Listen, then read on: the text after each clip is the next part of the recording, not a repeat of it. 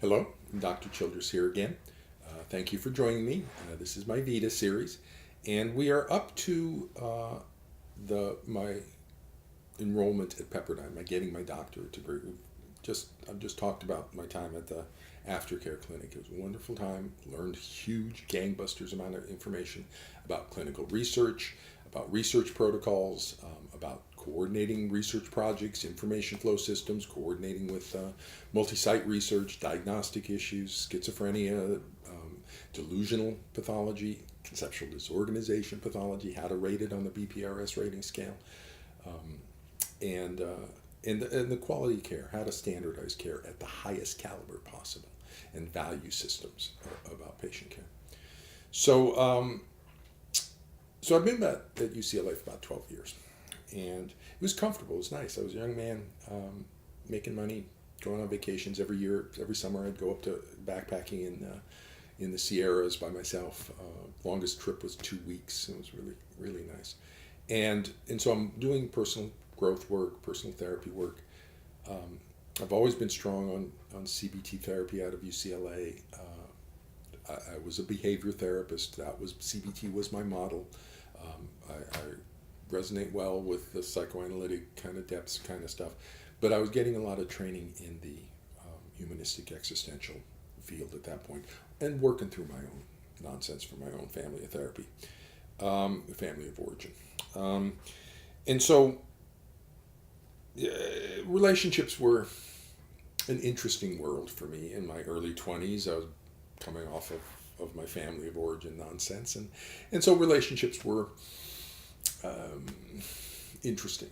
A series of relationships, 4 years, and series of breakups, and during this period while I'm at the aftercare clinic, I said, you know what, I'm kind of using relationships to distract from me. I'm using women to distract from me,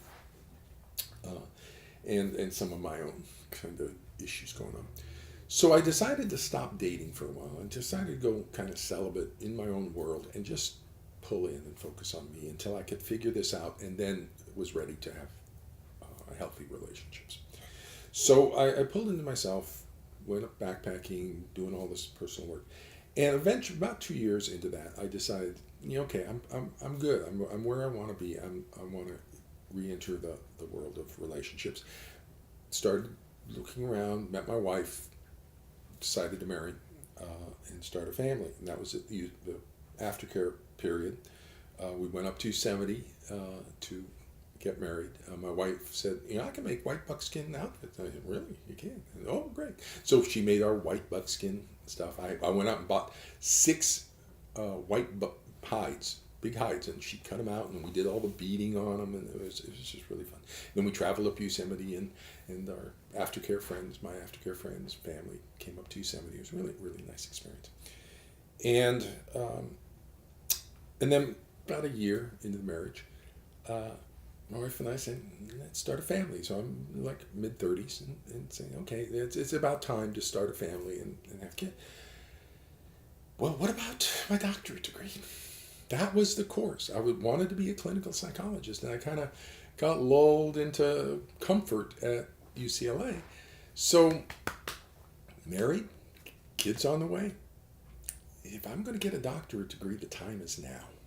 When my son is young, and so it's the first couple of years, if I'm absent getting a doctorate degree and stuff, it's not going to be as problematic for a child 0 to 3 or 4 as it would be missing my kids softball games or soccer games or music recitals and stuff. So if I'm going to go back to my doctorate degree, I better do it now when my kid is young. So talked about it with my wife and started looking at programs and decided to go to Pepperdine University. I liked the program. I liked what it had as part of it. So didn't have a lot of money. I'm still paying off student loans for Pepperdine, but went to Pepperdine for the doctorate, the Psy.D doctorate in clinical psychology. Pepperdine's program was amazing. It was strong from top to bottom. It's a Psy.D program. So every one of their instructors, every one of their professors knew their material really, really well and was working in the real world doing it. So, for example, the person who taught assessment, she taught, she had a full year, 2-semester course on assessment and advanced assessment. We learned intelligence measures, school achievement measures, personality measures, how to construct assessment instruments. Everything about assessment she taught for a year. Wonderful, projective, Rorschach, all this stuff. She worked as the head of the school psychology division for Beverly Hills School District. And she was good. She knew her stuff about assessment really, really well. And she did a really good job of teaching assessment to all of us. So I have a nice, strong background in this.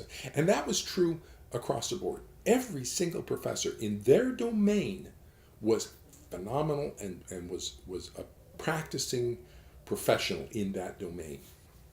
And so it was just great, that learning experience at UCLA. At Pepperdine University.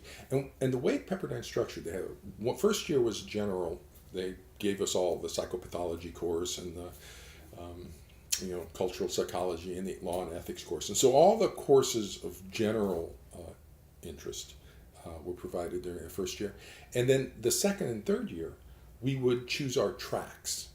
And Pepperdine offered 4 tracks. There are 4 major schools of psychotherapy: cognitive behavioral, psychoanalytic, humanistic existential, and family systems. Those are your 4 main schools of psychology. And we had 2 years, so we could pick 2 of the 4. Jeez.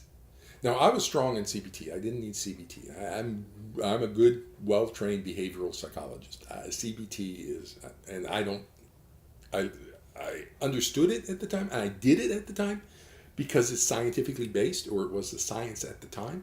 And so, absolutely, I'm a scientific guy. I love science. CBT was where the science was. I'm a CBT therapist, behavior therapist, learning theory. Makes total sense to me.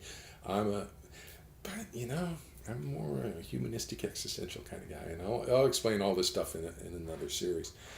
But, so I didn't need cognitive behavioral. That leaves humanistic, family system, psychoanalytic. Psychoanalytic. Oh my God. Ed Shafransky. Dr. Shafransky is phenomenal as a psychoanalytic. And I took a supervision group with him and a course with him on the psychoanalytic development of the child, of the infant and child. Phenomenal course. The psychoanalytic development of the child. Wow. And taught by Ed Shafransky. Wow. And then I took a supervision course with him. Oh my goodness. Did he teach a lot in that course? And I'll have a separate seminar about what Ed Shafransky taught about psychoanalysis. I think it's important for students to hear. It's important for people to know what psychoanalytic the quality that psychoanalytic psychotherapy can bring. It's impressive. So I'll talk about that separately. But I wanted to take his track, psychoanalytic track, family systems. I want to be a child and family therapist. Family systems. Yep. Okay. So I'm on that track. Humanistic existential. I've done work for 10 years by that time. Personal work, Gestalt therapy, humanistic existential. I'm not really needing that as a background, but the 2 people who taught that, Bob Weathers and Dr. Elkins, were just beautiful souls. I mean, the 2 people, that's one, but the humanistic existential people are really beautiful soul people. That's what draws them into that. It's about growth and self-actualization and authenticity, and it just creates healthy, wonderful people. And Dr. Elkins and Dr. Weathers were wonderful people like that. Dr. Weathers was absolutely sparkling, glowing. I mean, he had this quality where you talk to him and you feel like you are the most important person. Everything you say is he's just rapt attention and enjoying who you are. And it was just, oh my God, you just get washed over with this quality in him. And I want to learn to be a psychotherapist from Bob Weathers. I want him to teach me empathy, psychotherapy. I want to absorb that. And as wonderful as enriching as Ed Shafransky and the psychoanalytic was, I want to go with authenticity. I want to go with human. So that was my second track, humanistic, existential, and family systems. Dr. Neely and family systems, really good instruction. Entire year, family systems therapy, learned all the models, structural, strategic, Framo, family of origin stuff, Whitaker, Minuchin, Haley, Bowen, Satir, Madonna's. I love Madonna. She's really good. She's not directly applicable to ABPA and the attachment pathology, but her approach, strategic family systems, Madonna's, has strong implications for solution here. So Madonna's. So I know I learned family systems therapy at Pepperdine. The Pepperdine is a doctoral program. You're instructed for a few years, and then you go to clinical internship, a year of internship training where you're doing supervised training, and I'll talk about that in a second. And then once you've done the internship training, they award your degree, and then for licensure, you have to do a year postdoctoral supervised training. So I did my coursework and then moved on to my internship here. So follow me over to the next one. I'll talk about my internship.